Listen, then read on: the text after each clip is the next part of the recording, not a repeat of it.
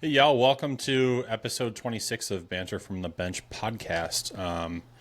Today was a crazy one. It was the NBA trade deadline. A lot was happening, so we'll make sure to talk about everything that happened at the trade deadline. We've got the Super Bowl this weekend, so we'll talk a little bit about the Super Bowl preview, who we think will win. Maybe we'll make a pick for like MVP or something. And then the NHL is announcing something that's called the Four Nations. So we'll make sure to have Sean dive into that because you don't want me talking about hockey right now. And then spring training, 2 weeks away. So you'll have pitchers and catchers start to report. Final signings are probably going to happen here shortly. And then before you know it, baseball will be starting. So let's get ready to roll, y'all. Soundstripe.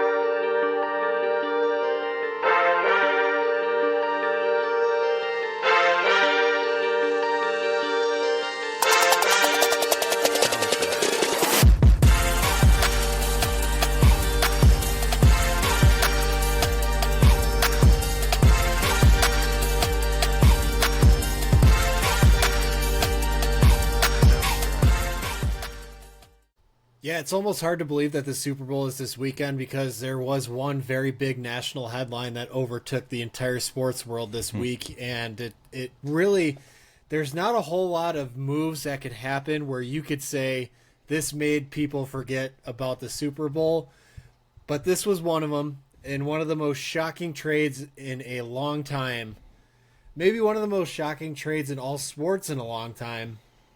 The Los Angeles Lakers acquired Luka Doncic, Maxi Kleber, and Markieff Morris in exchange for Anthony Davis, Max Christie, and a 2029 first-round draft pick. So not even something immediate, something down the road.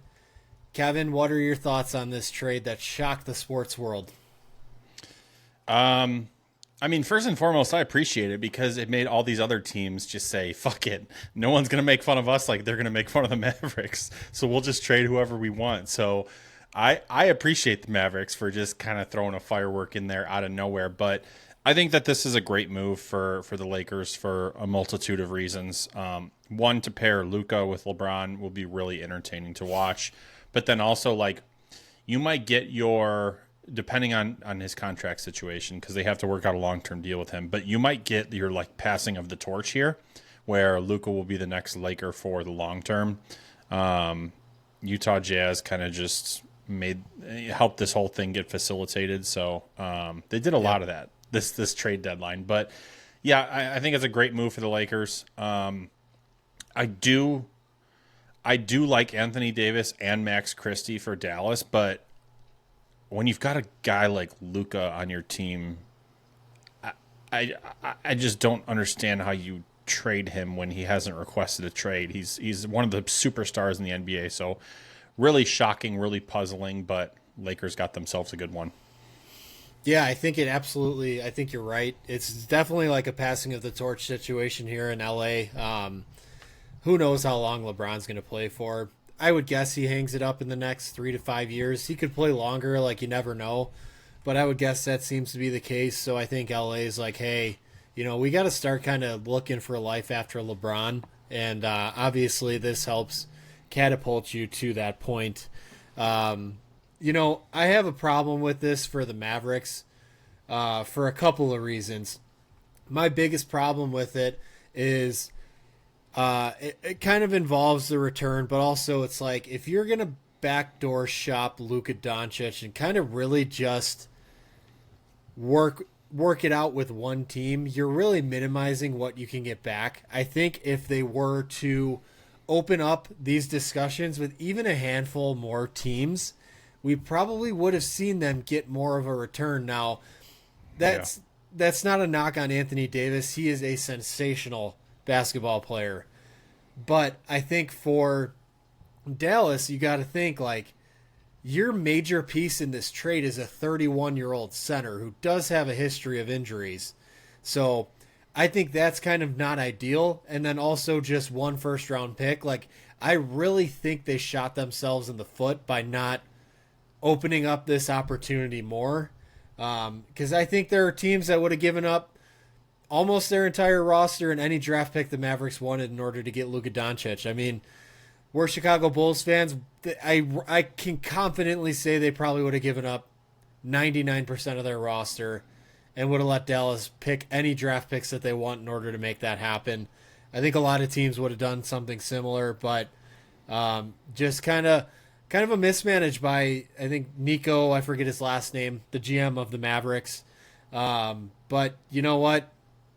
Good for LA for taking advantage of that opportunity. It's not too often you get a chance to acquire someone like Luka Doncic, and also not too often you get to acquire him for two players and draft pick. Technically 3 if you count Jalen Hood-Schifino, who went to the Jazz to facilitate this trade. But yeah, really surprising. And my initial thought at the time, and my thought still to this day, is how did they not get more? Why did they not open this up to more teams if you really wanted to trade him? Obviously, there's been rumblings about the Mavericks not being happy about Luka's conditioning and his weight being an issue, and they don't really like his work ethic. I think they probably created a monster because now they're pairing him with one of the guys who probably has, you probably say, the best work ethic in the NBA, and LeBron James. And if Luka is out of shape, he's probably going to shed that quickly. And I'm circling on my calendar when he plays in Dallas because I think he might put up 100 against the Mavericks. I think it's Saturday, dude. I'm pretty sure it's Dallas and Lakers that are playing this Saturday, and it could be his first game, which would just be a movie.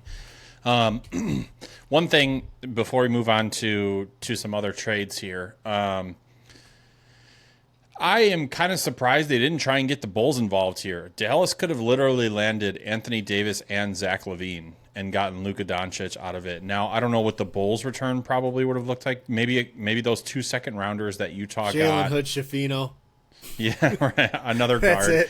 That's it. I would have taken a guy like Max Christie. I think he's a good player. But honestly, if Dallas got Zach LaVine and Anthony Davis, the Lakers got Luka plus whatever, and we got draft picks plus whatever, I think everybody would have been happy. So I'm surprised they didn't try and get the Bulls involved. Next trade listed on the trade tracker is the Bulls trade, but I'm going to save that.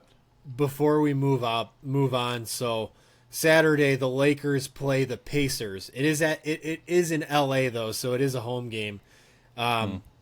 They play the Mavericks at home. So and when I say at home, I mean in Los Angeles. Nope, in Los Angeles on February 25th. So let's see when they go there.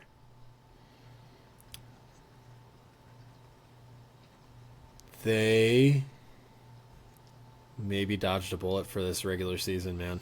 Oh, nope, April 9th. Wednesday, okay. April 9th. They will play at Dallas. That'll be a movie.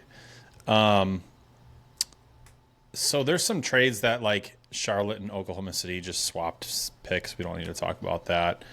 The next one here is, and this will actually change, Dallas getting Caleb Martin from the 76ers. They got Quentin Grimes in a second-round pick. It's just kind of like a pick 'em with that trade, right? Like, I don't think either team necessarily won that trade. Pistons traded cash to the Sixers for KJ Martin and 2 second-round picks. I think Pistons got the better end of that, especially when you're picking up 2 second-round picks. Do you want to talk about the Jaden Springer move, where Houston got Jaden Springer, a second-rounder, and Boston got a second-rounder in return? I mean, Jaden Springer, not really a big name in the NBA, so that's kind of another filler. Daniel Tice, that trade was just kind of a lot of these are like money moves, right? Here we go. Yeah. This one could be interesting. So the Wizards traded Jonas Valanciunas to the Sacramento Kings for Sidi Sissoko and then 2 second-round picks. Valanciunas paired with Sabonis. I think that's a hell of a duo to have as your big men. Sacramento obviously made another trade with Zach LaVine, but we'll dive into that on the Chicago side of things. I think they did a pretty damn good job. I really like what Sacramento's done. Speaking of that LaVine trade, so Sidi Sissoko is a guy they actually got in that trade, so he eventually helped them land Valanciunas too. Yeah. I do like that move for Sacramento. I think that helps them out quite a bit. I did selfishly wish they traded for Vucevic just so they could really be like the 2022 Bulls with DeRozan and LaVine, but that required the Bulls to trade him, and we know how that went. All right, let's dive into one that has more pieces finally. So Bucks, Wizards, and Knicks. Milwaukee landed Kuzma, Patrick Baldwin Jr., and Jericho Sims, as well as second-round draft compensation.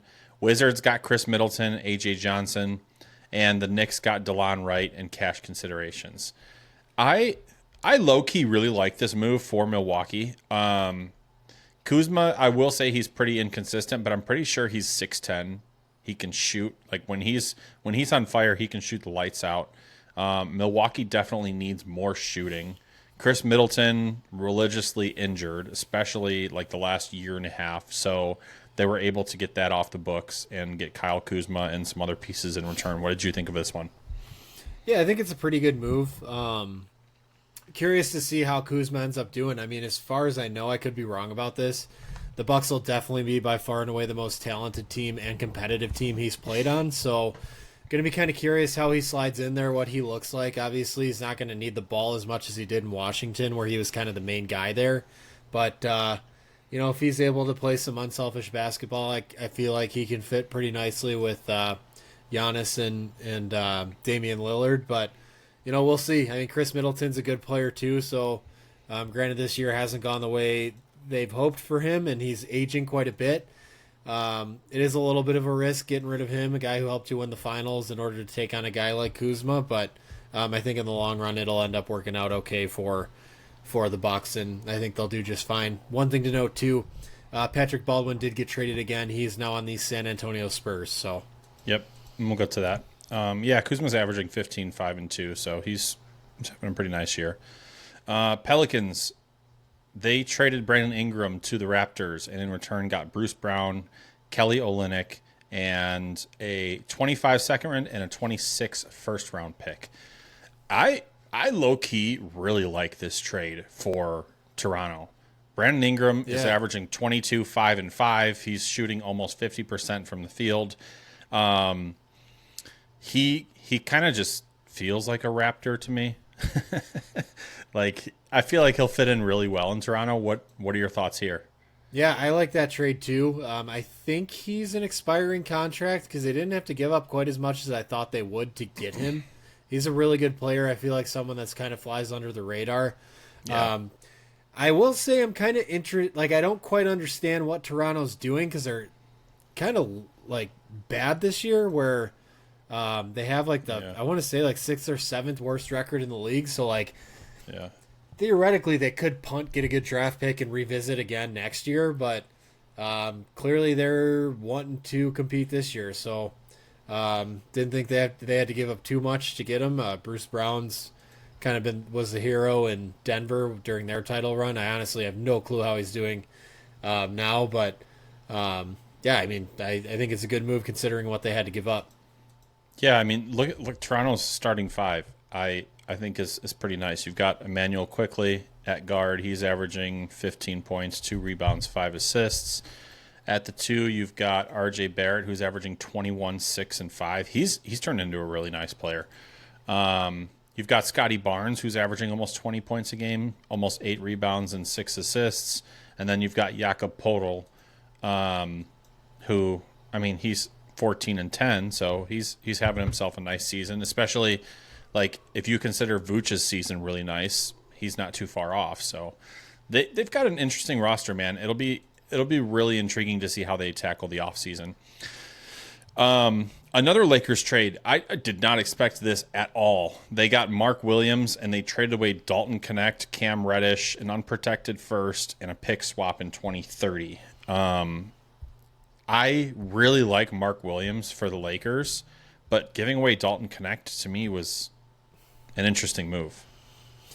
Yeah, it's an interesting move. He's obviously a coveted piece, and like anyone making a trade with the Lakers, that's someone that they would look at. I just think the fit's really funny in Charlotte because him and LaMelo are going to want the ball so bad, so they're going to have to distribute that out a little bit, and that's going to be interesting to watch. But I mean, hey, for them to be able to get Connect and unprotected first round pick.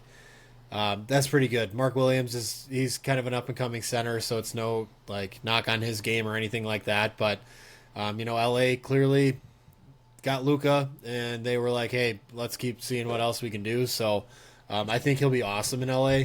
I did see something on Twitter that I wanted to share that I thought was really funny.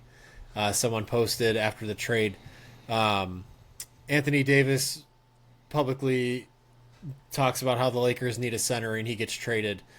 Lakers trade for Luka. He asks for a center and they say, yes, my king. I love that. But honestly, you can't blame him. I would do the same. All right, next trade. We've got a lot of moving pieces here, so I'm just going to say what pieces each team acquired. Golden State Warriors, Jimmy Butler. Miami Heat, PJ Tucker, which is involved in a future move. Andrew Wiggins, Kyle Anderson, and a first-round pick. Pistons, Lindy Waters, Josh Richardson, Dennis Schroeder. Utah Jazz, KJ Martin, Josh Richardson, and a second-round pick. I know who lost this deal. It was the Golden State Warriors, gained themselves a complete psychopath in Jimmy Butler, and then also shoveled out $121 million to him, too. Over 2 years. I heard something today that 83% of their money the next 2 years is going to 3 players, Jimmy Butler, Steph, and Draymond, which is insane that 83% of your payroll is getting spread out just amongst 3 guys. So if I had to pick a winner here, I'd say either the Heat or the Pistons. Pistons got some nice depth pieces, but the Heat got a first-round pick. So yeah, Wiggins is a good player too. And did they actually get PJ Tucker? Like, is he on the Heat? No, I'm almost positive he was part of a future deal.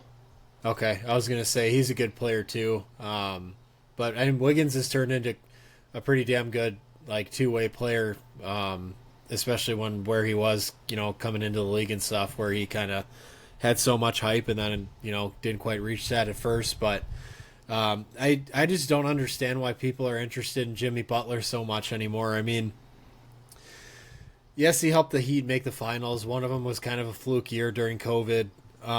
But he's just a locker room cancer everywhere he goes. He's not even remotely close to the same player he was before. I don't even think I'd pay him half of what he got from Golden State. No. I think and I could be maybe people think I'm crazy, but I'd only want to pay him maybe $20 million a year. $60 million a year is nuts. And the guy's gonna come in here, probably be a pain in the ass. People are gonna hate him. I can't wait for him to hang out with Draymond Green. I hope they fight, and they're probably going to. But yeah.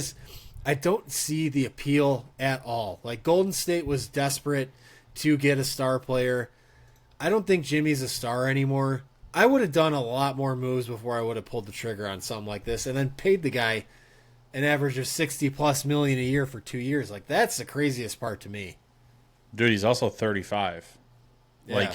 Think about that too. He doesn't look it. He looks young, but yeah, it's really confusing, dude. I mean, by the time he's done with his contract there, he's going to be 37, 38, which is just crazy. So yeah, I don't like that move for Golden State at all. I think it was dumb as shit for them to trade for Jimmy, but especially because then they didn't go and get Vooch. But that's a story for another day.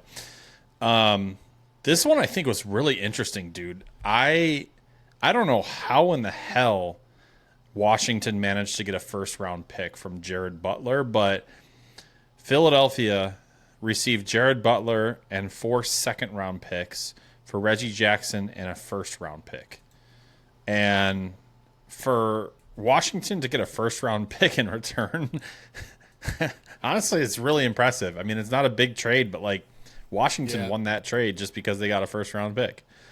Reggie Jackson, I don't know off the top of my head, but he must have a fairly bad contract. But looking at this pick too, it's the least favorable pick of the Clippers, Thunder, and Rockets, which are all pretty good teams. So theoretically, you kind of get a second-round pick out of that. But I mean, hey, Washington kind of made all the moves that a tanking team should. So good for them. Yeah, right, exactly.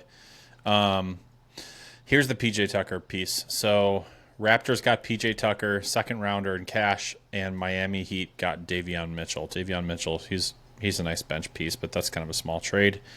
Yeah, Mitchell's pretty young. This one's, dude. No, I thought so too. He's like 26. Are you saying 26 is old? Yeah, for basketball. I thought he was going to be like 23, 22, but no. Phoenix Suns received Cody Martin, Vasil Micic, and a second-round pick for Charlotte getting Yusuf Nurkic and a first-round pick. I feel like Charlotte kind of won this trade. It was pretty obvious that Nurkic wanted out of Phoenix. They were kind of sour, their relationship, so for them to get a first-rounder, pretty nice. Yeah, Cody Martin's kind of a has-been, too. And it's a 2026 first-round pick. So I think the Suns might blow it up this offseason. So, like, that first-round pick might actually be pretty decent. They might blow it up except for Beal. He's going to have to stay there forever because no one wants him. Yeah. So who knows, man? That could be a decent pick for Charlotte. All right. This one I really liked. Cavaliers getting DeAndre Hunter. Atlanta got Karis LeVert, George Nang, and 3 second-round picks and 2 future pick swaps. Pick swaps, future second-round picks. There's a lot going on there pick-wise, but for the Cavaliers to land a guy like DeAndre Hunter when it feels like nobody was talking about him, really nice move. Great two-way player. Yeah, LeVert was a good two-way player for the Cavs too, but I think they upgraded there pretty well. DeAndre Hunter quietly has been putting together a good year. Yeah. He's averaging 19 points per game, shooting 46% from the field, 39% from three, and then also averaging about 4 rebounds a game. So, and he obviously gives you good defense too. So, good move for the Cavs, who are looking really, really good this year. So, they were able to strengthen themselves without having to cough up a significant amount. So, yeah, good move for them. Last couple trades, these are kind of smaller ones, so we don't need to add context to many of these. But Atlanta got Terrence Mann, Bones Highland. Clippers got Bogdan Bogdanovic and 3 second-round picks. And Houston got Cody Zeller and a 28 second-round pick. Next trade, Grizzlies, Washington, and Sacramento. Kings got Jake LaRavia, who's a nice bench piece. Wizards got Kobe Jones, Marcus Smart, Alex Len, and a first-round pick in 2025. Again, teams managing to get picks. Must be nice. Yeah. Memphis Grizzlies got Marvin Bagley, Johnny Davis, a second-rounder, and a future second-rounder. So a lot of moving pieces there. Again, I think for Washington to get a first-round pick, I'm sure they'll probably buy out Marcus Smart or just waive him or something like that. So, I don't know. I think they got something to build on there. The new core of Marcus Smart and Chris Middleton. And you throw Alex Len in there, he was once a prime guy. Yeah, all you need to do is rewind 5 years. Yeah. But, I mean, hey, Washington clearly has their sights set on Cooper Flagg, and they are not being shy about it. But I like them getting that Grizzlies first-round pick. That's this year. I think there's potential that could be decent. Depends on the health of that team, but they always, I feel like, have a big injury and kind of shoot themselves that way. But, yeah, I mean, Washington had a great deadline. They're going to need name tags for all their players coming out of it. Seriously, their jerseys are going to have to be cleaning house. They lost a lot of guys. Bucks and Clippers made a last-minute trade, but Bucks got Kevin Porter Jr., Clippers got Marjon Beauchamp. Again, Bucks just looking for more shooting there. And then Pacers and Raptors. Pacers got a future draft pick, top 55 protected, and Toronto got James Wiseman in cash. All right, that's a lot of trades. Obviously, we talked about who won the trade deadline. I feel like it's got to be the Lakers.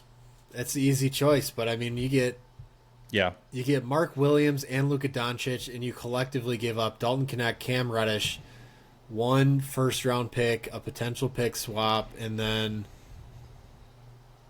Max Christie, Jalen Hood Schifino, and just another first round pick. Like that just seems, and like looking at it under like a bigger perspective, so little to give up for those two players. Now, granted, they had to pull from their depth, but hey, their starting five is going to be pretty damn good. Yeah, I'll give a different team just for fun here. Sacramento. I was going to say they had a good one too. I really like what they did, dude. So to get a guy like Zach LaVine as cheap as you did, great move there. And then they scoop up Jonas Valanciunas, who, let's see what his numbers look like. 11-8. He's having a good year. He's always been consistent. But, dude, like, when I look at their depth chart, they're basically too deep at every single position almost. I don't know, if I'm being honest, I don't know who Keon Ellis is. Oh, he's decent. Okay. So Really? You don't know Keon? No, I don't know Keon Ellis. So at guard, at the 1, they've got Malik Monk and Devin Carter. Love him as a rookie. At 2 is Zach LaVine and Keon Ellis. 3 is DeMar DeRozan and Jake LaRavia. Jake LaRavia is averaging 7, 4, and 2, so he can kind of do it all. At 4 is Keegan Murray and Trey Lyles. And then at 5, they've got Domantas Sabonis and Jonas Valanciunas. So really, really awesome depth there. I think they did a great job at the trade deadline here. So, anything you want to add to the deadline talk? We spent a lot of time talking. Okay. Yeah, 26 minutes of deadline. That's a lot. Yeah, we don't have a lot of Chicago stuff this year though, so that's fine. Super Bowl preview. So we've got Eagles, we've got Chiefs. Who do you have? So I'm kind of going to take a cheap answer here. I want the Eagles to win, but I think Kansas City's going to win. That's kind of where I'm at.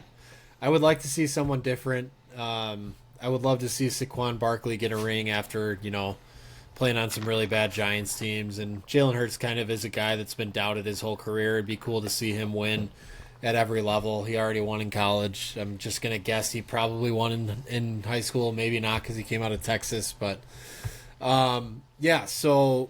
long-winded answer to make it short for you. Hoping for the Eagles, but Kansas City just always seems to figure it out when it comes time for the Super Bowl. So I think they will win, but pulling for the Eagles. Yeah, I'm gonna say Chiefs, man. It's just one of those things where you just can't bet against the Chiefs until they prove you wrong, and I think they managed to squeak away another Super Bowl here. I think it's going to be a three-peat for them, which could be cool. I don't think we'll ever see that again in our lives, but yeah, I know people are getting 3 years down the line. I don't know if they'll have time with Patrick Mahomes to do that, but or honestly, even Andy Reid. All right, let's do something different here then. So for the Super Bowl, if you're going to say the Chiefs are winning, who's going to win MVP? Travis Kelce. Man, you're just picking like the popular answers, aren't you? It's a movie script. It's going to be him. He's going to propose, and he's going to retire and ride off into the sunset. I'll give you a name who's been hot in the playoffs. Xavier Worthy. I think he busts off a couple big plays. I think he could easily win MVP. So I'll say Xavier Worthy for Super Bowl MVP here. Last NFL piece before we jump. We got to talk about the Eagles too. What if they win? Who's getting it? Oh, okay, we can do that. I think AJ Brown goes off. Okay, I was expecting you to say Saquon Barkley, and No. I was going to take AJ Brown, but I'm going to go a little outside the box here and say Jalen Hurts will win it if the Eagles win. I mean, he'd have to have a pretty big game, so He would, and I think that the Chiefs are going to be so heavy on stopping the run that Hurts is going to have to make some plays, and if they win, he's obviously going to make enough, and I think they'll give it to him. yeah, that makes sense. I can see that. So We got a visitor here. He heard us talking about the Super Bowl. Paul's wondering if the Raiders are playing and why we're not asking him who's going to win MVP from the Raiders. Paul, you're never going to see the Raiders in the Super Bowl at this rate, dude. I mean, I don't know. They got a new guy for the front office in Spytech, but yeah, they're not looking good for your boys, Paul. Sorry. Let's talk about a free agent, or not a free agent. Sorry. Let's rewind that. Let's talk about a guy who will more than likely have a new jersey next season. Myles Garrett requesting a trade from the Cleveland Browns. I want you to make a prediction on what jersey he's going to wear next season.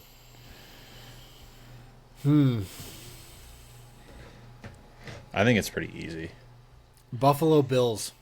Oh, okay. I did not have that at all. I don't love it. I don't love it. I don't love it. I don't want it to happen, but I could see Dallas. I could just see him and Micah Parsons playing together and just wreaking havoc. I don't know what they do with the rest of the roster, but I could see him being a Cowboy. He wants to win a Super Bowl, so does he feel like Dallas is a place where he can do that? We'll see. Never. Well, with their new defensive coordinator, probably. Matt Eberflus, yeah. Yeah. He'll be dialing up some weirdo terms for their pass rush. Well, we're going to have you run the dinky do extreme. I think he'll be fine as a coordinator, but all right, Sean, I'm going to let you take the mic here and explain the Four Nations, like what this is and what the NHL is doing to kind of like replace their All-Star weekend. Yeah, so it's just I think it's just for this year, but they are exploring doing this again in a couple years here. So kind of an interesting thing. It's a best on best tournament. Basically what that means is it's called the Four Nations Face Off. So we have 4 teams here that are competing. It is the United States, Canada, Sweden, and Finland. So they each have a roster of NHL players, and they will be competing in a round-robin tournament. So kind of a fun, unique twist on the typical NHL All-Star Weekend. You know, I do kind of like the skills competition and the format that the NHL did, where they're playing a tournament, but it seems to not really have caught attention of people that they would like. So they're mixing it up here. I think this will be fun.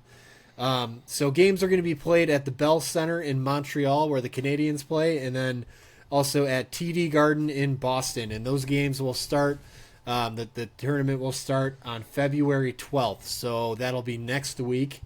Each team's going to be playing 3 games, and then the 2 teams that have the most points at the end of those 3 games will advance to the championship, which is just 1 game. So looking forward to it. I will be tuning in as much as I can.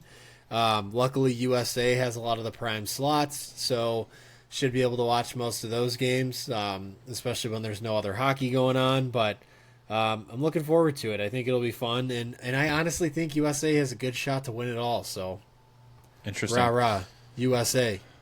Their first game's against Finland, it looks like, and then the second will be against Canada, and then based on points and standings, it'll change. And both games. Oh, okay, so USA doesn't even get technically a home game. Well, I guess Montreal, but like not in Boston home game for either of those. So I think it's a great idea. I think it's a good way to mix up All-Star Weekend. Honestly, I think the NHL does a better job with All-Star Weekend than the NBA does, and clearly the NFL. Nobody cares in the NFL about the Pro Bowl. Yeah. So, yeah, I think I'll probably tune in, see what it's all about, see if maybe I'll have 1 or 2 things to talk about when it comes to hockey talking next week's episode, but I can't promise anything. Trying to see if I can pull up the captains here. I know Austin Matthews I was is the just going to captain ask for, that. Yeah. for Team USA. I believe Connor McDavid got Canada. Alexander Barkov of the Florida Panthers is Finland's captain. Let's see. So Finland's captain. Yeah, where are the rest of them? Story. All right, let's see. Canada captain, 4 nations face off. Oh, actually, Sidney Crosby got Canada. That doesn't surprise me. Yeah. So what? We're missing Sweden. Don't worry, I'll do all this research and talk about it. It's not a big deal. Victor Hedman. So defenseman from Tampa. Longtime NHL player. Oh, yeah. I have the full rosters right here. I'm just kind of skimming through them. Do the Blackhawks have anybody playing? Probably not. No. Not even Bedard? No. Oh, no, they do. On Finland. Teravainen. Oh, yeah, that's right. I forgot about him. Let's see if there's anybody else. Nope. No Blackhawks besides him. A lot of Florida Panthers I'm seeing. I think they had 7. I think that's the most. Yeah. I'm not surprised. Cool. Well, I mean, it's something different, man. I kind of hope it sticks because it's kind of a cool idea. It's almost like Olympic vibes to it. But I want to say, don't quote me exactly on this year, but I want to say they're looking at the next one being 2028. Interesting. Okay. Yeah. I mean, it makes sense. You'll have all new names at that point, so it's not the same players every year, and you might even switch up countries that are represented. Yeah, I think there's a chance that they could add some more. Yeah, I think USA and Canada for sure, but you might see like Russia or something. All right, then last topic before we jump into Chicago stuff. We talked about NBA trade deadline for 25 minutes. The rest of this has been 10. The top remaining pitcher, free agent pitcher, Jack Flaherty, signed a 2-year, $35 million deal with the Tigers. Really interesting because he was literally just traded from the Tigers to the Dodgers at the trade deadline. So the Tigers got some pieces in return. He became a free agent, and then they got him right back. Yeah. Do you remember what he was traded for? I can look it up. Good job. Well, you have to talk while I look it up. Those are the rules. Okay, so it was Detroit received catcher / first baseman Tyron Lorenzo and shortstop Trey Sweeney. So it's the Dodgers' number 8 and number 22 prospect. So I don't know, maybe a couple pieces, maybe not, but to just get them right back on your roster, not even a year later, pretty sweet. I really like this for Detroit. He had a lot of success in Detroit. He's still a good pitcher. They needed, I think, 1, maybe 2 more spots to be filled for their rotation. So I think it's a great move by the Tigers. Yeah, I mean, I was just talking to a buddy of mine at work about this. Feels like the AL Central just really hasn't done much this offseason, and it's one of those divisions that truly, like, for the most part, anyone can win it on any given year. I'm not going to sit here and say the White Sox are going to win it this year, but there's usually a couple teams that have a shot to win it, and it's kind of unpredictable with who that team is from time to time. So, I mean, in an offseason where, like, Cleveland's traded away talent, Detroit's looking to continue to build off what they had, and they got a pretty decent starting rotation now with Flaherty in the mix, and so I know they've been kind of linked to Bregman a little bit too, so who knows if they'll land him as well, but just looking to keep getting better, and looking to take a division that's always kind of there Up for the for taking. grabs. So, Yeah. They have, man, I hope this catcher becomes their starter. They have a catcher named Dylan Dingler. Yeah, he plays there. He's been in the bigs for a couple of years. Hell yeah. I'm here for it. He's from Ohio State. Yeah, I mean, their starting rotation should be pretty nice, especially for the AL Central. You don't really need a strong starting rotation with, I mean, I guess like the Royals are pretty good. Cleveland always finds their way into the playoffs, but like somebody's got to win the division. So Cleveland actually just signed Cleveland Guardians. They just made a starting pitcher signing too. Let's see. Transactions. Maybe I'm imagining this. I thought they just made a move recently for a pitcher. Oh, yeah, I think it was I don't know. It wasn't a big name. It was a former White Sox pitcher. That's why it rang a bell. But anyways, last piece before we jump to Chicago Vince stuff. Velasquez. That's what it was. Yes. Yeah. Thank you. Blue Jays signing Max Scherzer, 1 year, $15 million. If I'm being honest, I don't even remember. Was he out all of last year? I don't know. Let's see. I do have another transaction to bring up after this, too, that came up today. It looks like 2024. Oh, no, he pitched like just the last probably 2 months. Yeah. Still 3 ERA, barely 3.95. Went 2-4 with Texas. So for them, $15 million to Max Scherzer, not bad. What's the other transaction you have? Toronto's been trying to sign a big name free agent all freaking off season, and even they're only like 5 years. They're only like 5 years behind. They're like 0 for 6 on big name guys, so they had to ink on someone. I think Scherzer will do well there, and he'll probably earn himself another multi-year contract. I don't think it'll be huge, but he'll give himself that option. But other signing I wanted to bring up that happened today is Pete Alonso is returning to the Mets. Dude.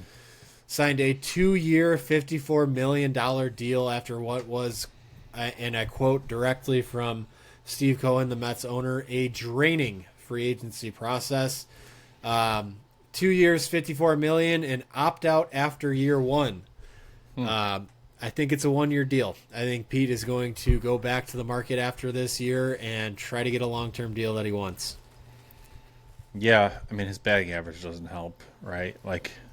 But he hits dingers, and dingers are cool. He does.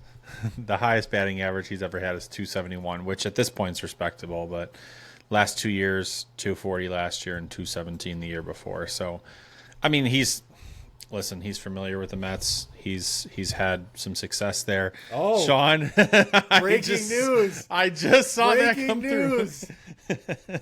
Go ahead. That's your boy. I'm gonna let you announce it. Oh, I'm getting the jersey right now. Angels sign a third baseman, Yoan Moncada, on a 1-year, $5 million contract.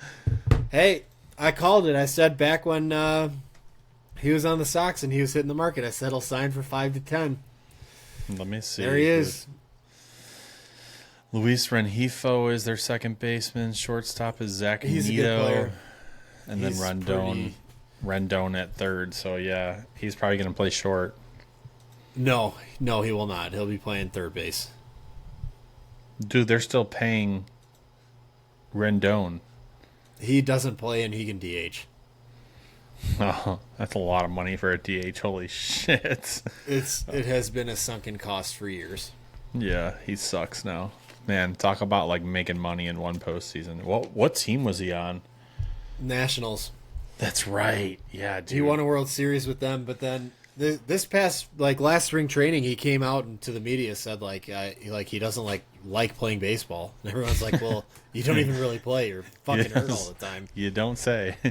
Dude, literally the most home runs he's hit ever since his stint with the Nationals is 9. Yeah, the most games he's played in a season ever since joining the Angels is 58. That's insane. Wow, he literally made all his money that postseason. Yeah, he got a fat contract. That's crazy, dude. Wow.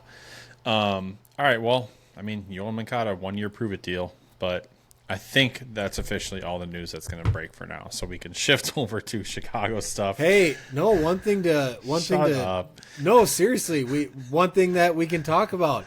Moncada and Tim Anderson are both on the Angels now. You're forgetting somebody. Carson Did you not Fulmer's hear? Not on there anymore. Yolmer Sanchez, bro. So it's a reunion. So honestly, Tim could be their shortstop. Yeah, Tim could. Well, apparently, I mean, this is me just not knowing a lot about Angels players, but Zach Neto looks like a pretty good player. He's a good player, yeah. Renhefo. I can't pronounce his name. He's kind of like a Swiss Army knife, so he can play a few different positions. But I think there's an opportunity there for Tim. Maybe they put him at second. I don't know. Yeah, he's gonna have to try and find something because I mean, this Nito kid, what is he, 24, hit 250, 23 dingers, 77 RBIs. So yeah, had a pretty nice season. Maybe I will watch some Angels games. Watch them make the playoffs. Dude, that'd be wild. Yeah. Couple All-Stars. I would crap my pants. But also not be surprised. Yeah. All right, let's make the transition to Chicago stuff now. So hands down the biggest topic we're going to talk about is the state of the Bulls and the Zach LaVine trade.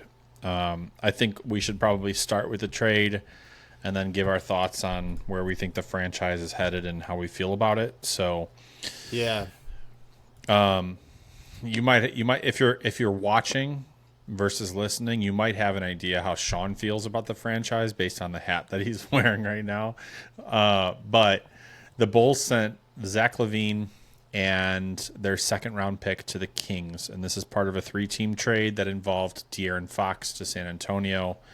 So the way it breaks down, Bulls got their own first-round pick back, so it's no longer lottery protected. They don't have to worry about it. If you just lost games, you wouldn't have to worry about it. Assholes. Trey Jones, another point guard. Kevin Herter or whatever. Herter. Fuck that guy. And Zach Collins. Kings got Zach LaVine, City Sissoko, which I think was part of another deal. He's gone, yeah. 3 first-round picks and 3 second-round picks. Absolutely insane. Yeah. Spurs got De'Aaron Fox and Jordan McLaughlin. What's your immediate reaction to this? And oh, Kevin, I had so many thoughts about this trade when it went down that have all changed now because of the lack of things that happened since then. When the Bulls pulled the trigger on this trade, I was like, hell yeah, they're committed to a rebuild. Like, this is great. This has been needed. And then they fucking sat on their hands the rest of the trade deadline and didn't do a damn thing. Look, was the package good? No, it wasn't. Their own first-round pick is probably the headliner here, which is hilarious. But at least there's no protections on it now, especially with the fact that they didn't make any more moves. So they don't have to worry about losing that pick. But, it's just the like the Bulls thing. And I'm sure we'll get into this more later. But it's just waiting too long to trade guys. They could have made this move a couple of years ago and would have gotten a lot more for him. Now, I will say the one positive is, if this were last year when Zach was hurt and he had this big contract, it sounded like the Bulls would have had to attach something decent for a team to take LaVine. Now they didn't have to do that, which is good. But they really didn't get a whole lot back for him. I know they've liked Herter before. I don't know if they really like him now because apparently they were shopping him. So him and Collins will be here next year. I guess that's it. Trey Jones is a free agent after this year. I guess that's it. So really, you're kind of just getting your own first round pick back, and not even back. You're just getting protection waived so you can have it no matter what. Peace of mind. But just kind of, I don't know, kind of a weird trade. Now, kind of also playing devil's advocate here too. Like, De'Aaron Fox ain't that much better than Zach LaVine, and they got 3 first-round picks for him. Dude, it feels like everybody won the trade except the Bulls. Yeah. Like Sacramento, great trade. Spurs, great trade. Bulls, no. Yeah, I was in the same boat as you. When this trade first happened, I'm like, dude, we got 2 days left. We can ship out Vooch, maybe 1 or 2 of our guards, some other depth pieces. Like, hell yeah. We're finally making moves. And if you listen to our podcast since the beginning, you've heard our rants about the Bulls and how they've just been mired in mediocrity. But same thing, man. Like, they're always a year too late to trade players away, and then the value just is completely diminished. And these other GMs just know that they can work AK, not offer as much, and still get a trade done. And that's exactly what happened here. Like, to give a guy like Zach LaVine away, who I want to say he's averaging like 25 points a game this year. A little bit less, but right around there. I want to say he's like 23.9 last time I checked. 23-7, 4, almost 5 rebounds, and 4 assists, shooting 50% from the field for as far as he shoots the ball. Yeah, but it's just it would have been a great trade if Vooch was also gone and maybe one other move. Then I'd be like, hell yeah, cool. Well, you got picks elsewhere. But considering this was their only move, just really, really underwhelming. And I listened to AK's presser today, and he basically his selling point was, well, we set the table for moves to be made in the offseason. It's like, dude, you didn't set any fucking table. All the other GMs set the table to know that they can work you in the offseason. So you set the table to then give someone an expiring contract that's probably going to be less attractive. Yeah, right. Okay. Assuming this is all assuming that Vooch stays healthy. Yeah. The only positive in this was the other move they made that yeah, maybe you did set the table for the summer is the Lonzo contract. They extended him 2 years, $20 million, was it? Yeah. That is very, very reasonable. Yeah. So like, yeah, a contending team will take on Lonzo at that money because he's proven that he could, as of this rate, he's proven he can come back and he's still a decent player, but you didn't set up much. Like the clock's ticking. These guys are only getting older, and Vooch is playing some of the best basketball. He's playing the best basketball he's played in Chicago, and you still couldn't deal him. It's like, I get you want to try to get fair value, but fucking get whatever you can and commit to a plan. Like this, it's amazing that we still have one main person of this failed core on the Bulls in 2025. Like this core should have been blown up 2-3 years ago. Yeah. I mean, Vooch is when Lonzo's knee went out. Like that's when they should have just been like, all right, we're done. Or at the very least a year later. You know what I mean? Like when you saw that this team wasn't going to make it without somebody like him. Yeah, I mean, Vooch is averaging 19, 10, and 3.5 assists, shooting 54% from the field, which, people would laugh at, like, okay, a big man's shooting 54% from the field, like, big deal. No, he actually shoots a decent amount of threes, too, so you have to consider that. I think the Lonzo Ball deal, it's good and bad, right? Like, when you break down how much money he's being paid the next 2 years, $10 million a year, if that's how it's broken out, then that's not bad. But it also makes the Josh Giddey trade really aggravating because it's like, what fucking direction are we going here? You know what I mean? Like, why did we just trade Alex Caruso last offseason when we could have probably traded him this deadline for more? And if we were just going to let Lonzo Ball be the point guard of our future, we had a guy like Io who could have just filled in for the meantime. Like, we already had guards on our roster. We've got, 17 guards on our roster. I think we'll be okay. So, it's just so confusing, dude. AK was so tapped out during his press conference today. Just, the most disinterested I've ever seen a GM in the history of every single press conference I've ever watched. I think he knows that he's pretty much done this offseason. That's kind of like my hot take that I was texting Sean this earlier today, is I think he knows he's done. Billy, I don't know what's going to happen with him. He'll go when AK goes. That's just how it'll be. Yeah, dude, the Bulls are just really confusing. I don't really know what to think. He even talked about, here, I got one for you. I saved this tweet. Also, before I go here, Chris Haynes tweeted an hour ago. This is really interesting because you're wearing the hat.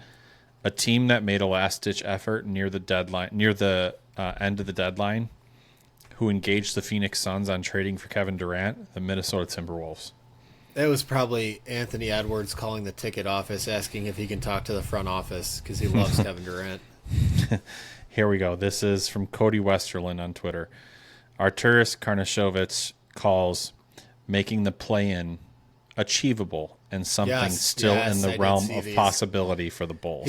He also said that he won't commit to getting a higher draft pick because he thinks it's more valuable for young guys to learn how to win. It's like, Any organization, I would have fired him then. I would have been like, that was your last straw, you idiot. Yeah, absolutely. Yeah, that's about all the energy I have for the Bulls right now because they had a really good opportunity to just kind of sell. Kobe. I would have traded Lonzo. Granted, Lonzo was a little bit trickier just because of his injury history right now and his contract right now. But dude, I would have floated. Like, hey, we just extended him. You'll get him at this price next year. Like, just take him. We'll send cash. I would have even floated Io. Like, at the rate the teams were getting first round picks, like you might have been able to get a first round pick for Io this trade deadline. So yeah, definitely could have got one for Kobe. Yeah, I would have floated everybody but Buzelis. That's literally it. he's like the only untouchable, especially Patrick Williams. And here's the thing too, like Javon Carter, what is he doing here? He's actually a decent player. He could go get minutes and like play on a team and contribute. So I want to shed some light to people that like aren't Bulls fans or don't watch the Bulls. Here's all the guards that the Bulls have on their roster right now. Lonzo Ball, Javon Carter, Io, Josh Giddey, Kevin Huerter, he's listed as a guard. Trey Jones, I thought he was a 3. Do you like him now? No, fuck that guy. Trey Jones, who they just traded for, 2 guys that they just traded for. Talen Horton-Tucker also plays guard sometimes, and Kobe also White. Dumped him. Literally, like what? Dalen Terry also plays guard sometimes. Like sometimes I probably would have opted to keep Terry just because he's young. Yeah, Julian Phillips too, but like, and they're cheap, right? Like, Dalen Terry's $3.5 million. That's crazy, dude. That's crazy. He's making $3.5 million. He doesn't even do anything. Julian Phillips is 1.8. So that's kind of like where the frustration comes for Bulls fans is like we've got all these guards and you can't play 8 guards every single night. Like they had a starting lineup the other night, but they were starting 4 guards and then Vooch. I'm like, what are we doing here? So yeah, that's about all I have for the Bulls. Did you have anything else you wanted to add? No. Okay, let's shift to the team in the same building. Blackhawks. Yeah, much better. yeah. Go ahead. Yeah, so hot topic this week is Connor Bedard's been getting ripped by the media.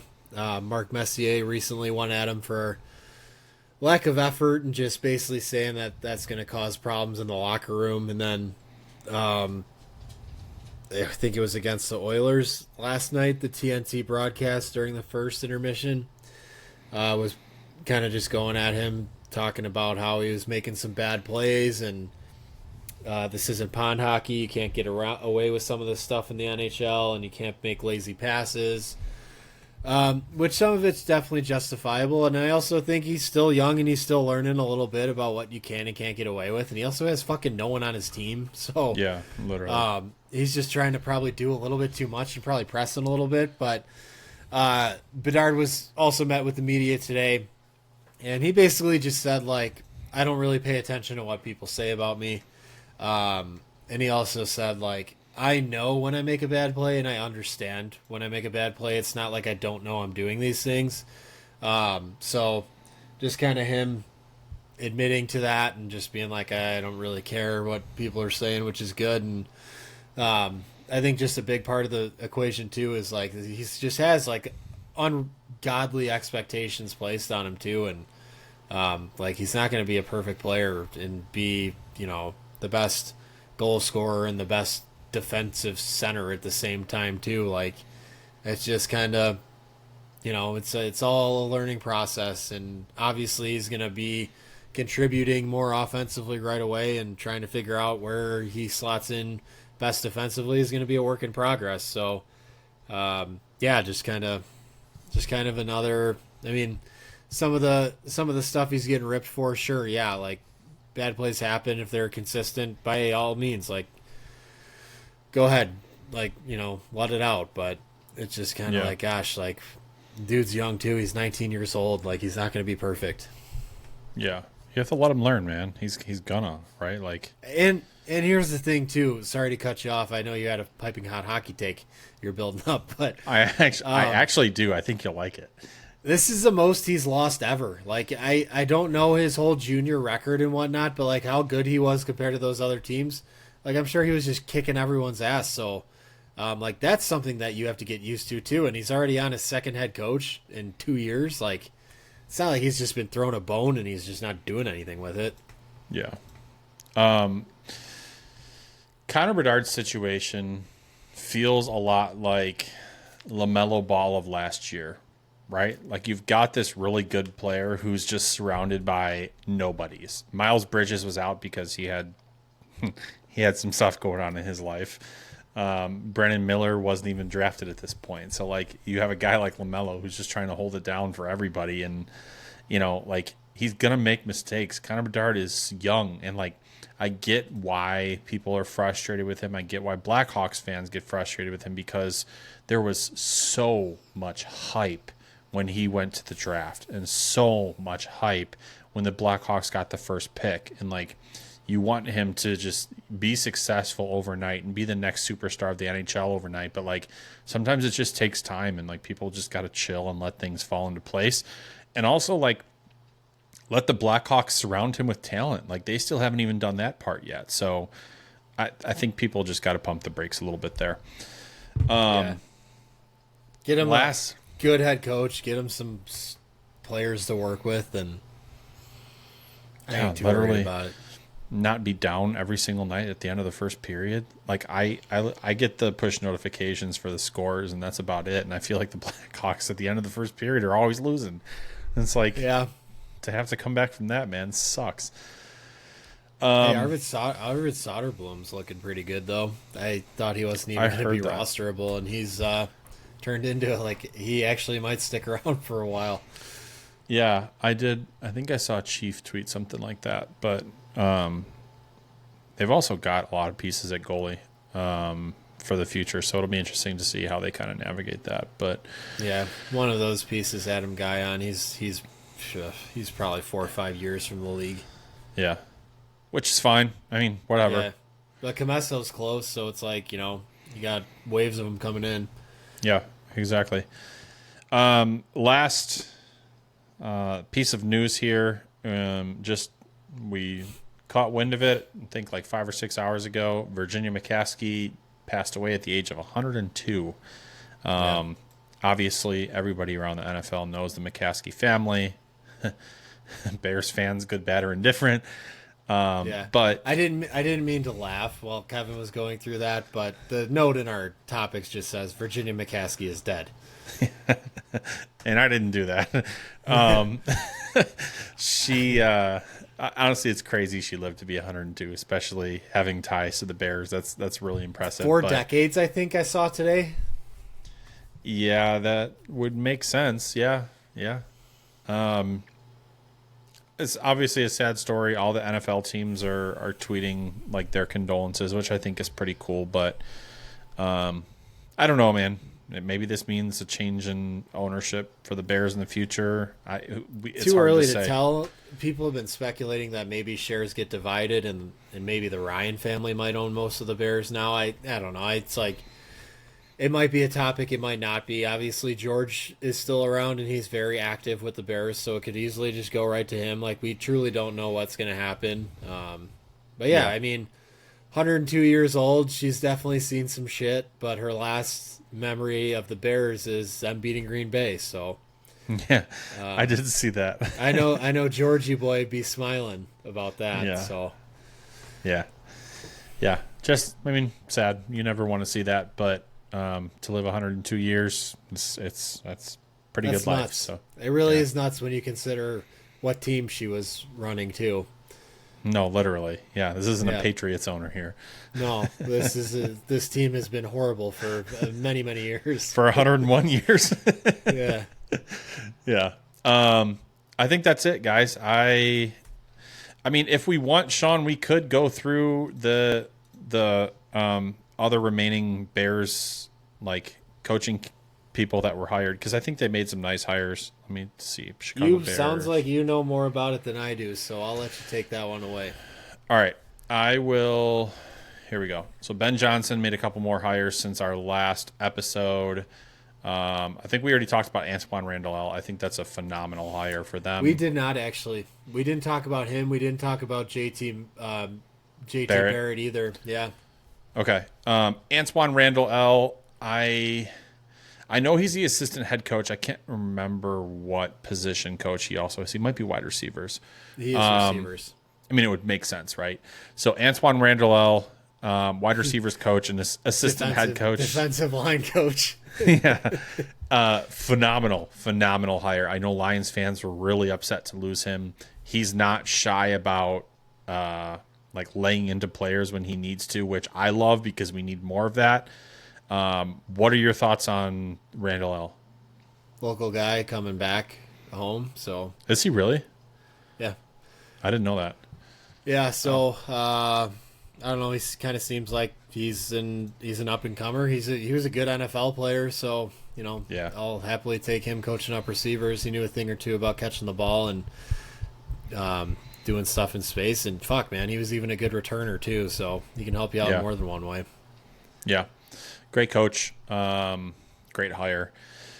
JT Barrett, quarterbacks coach, also came from the Lions. I don't know too much about his tenure as a coach. I want to say this might have been like his first or maybe second year as a coach. Yeah, he's fresh. But I thought I remembered players having good things to say about him.